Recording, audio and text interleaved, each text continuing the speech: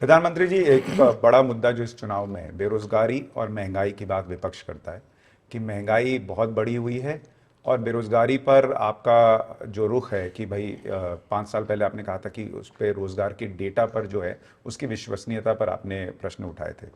क्या बेरोजगारी और महंगाई आपकी सरकार के लिए चुनौती है? और जो सवाल उठ रहे हैं उस पर आपका रिएक्शन। पहली बात है कि आज अवसर ही अवसर है। हमने चुनौतियों को चुनौती दे करके अवसर में परिवर्तित किया है, लेकिन आवश्यकता ये है कि चीजों को हकीकतों के आधार पर देखा जाना चाहिए।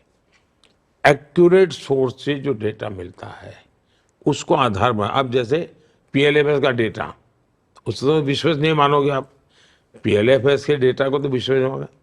बेरोजगारी दर पिछले 6 साल में सबसे निचले स्तर पर है।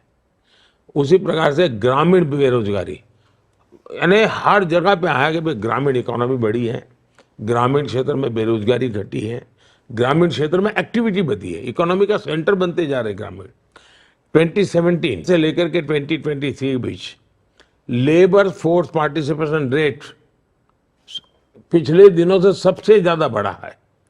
2017 49.8% लेबर फोर्स पार्टिसिपेशन रेट 2023 में लगभग 58% हुआ है। अब इसको क्या कहेंगे? बेरोजगारी दर 6% थे, अब करीब करीब 3% हो गया है। इसको क्या कहेंगे? नारी शक्ति की भागीदारी लगातार बढ़ती जा रही है। 10 साल में 10 करोड़ महिलाएं विमेन सेल्फ हेल्प ग्रुप में एक्टिव हुई है। वो इकोनॉमिकल एक्टिविटी का काम करती है। ईपीएफओ में 6 करोड़ लोगों से ज्यादा रजिस्ट्री होती है। वो तो ऐसे नामकरण नहीं है, वो तो कैश मिलता है तब बनता है जी।